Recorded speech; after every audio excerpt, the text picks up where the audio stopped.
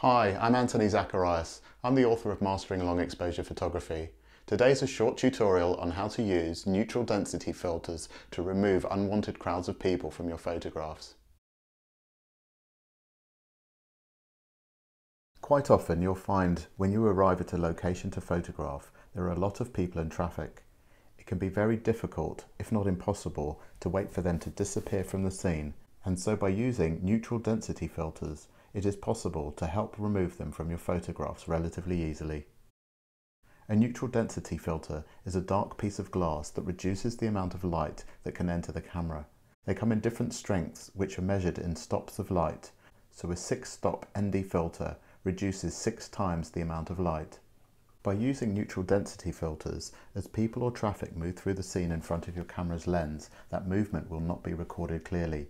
The darker the ND filter, the less the movement will be recorded. For this technique, it is vital that the camera remains stationary, so a really good sturdy tripod is essential. Once you've set the camera up, framed the scene, checked your focus and meter the correct exposure, then place the neutral density filter onto the camera.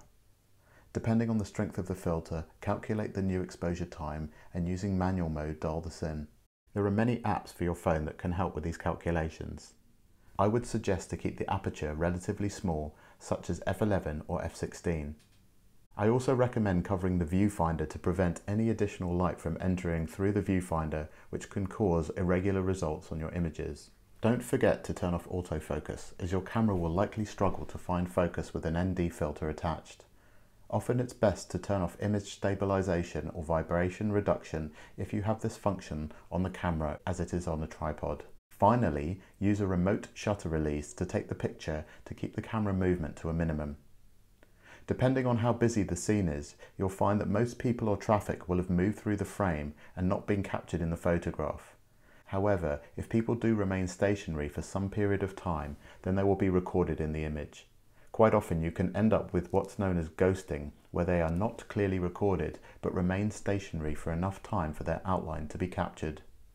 Where this is the case, just take another image. Sometimes it will be necessary to take a number of images so that these can be combined in post-processing using some of the empty areas from each photograph. Where this is the case, it is vital that all of the same settings are used throughout the frames.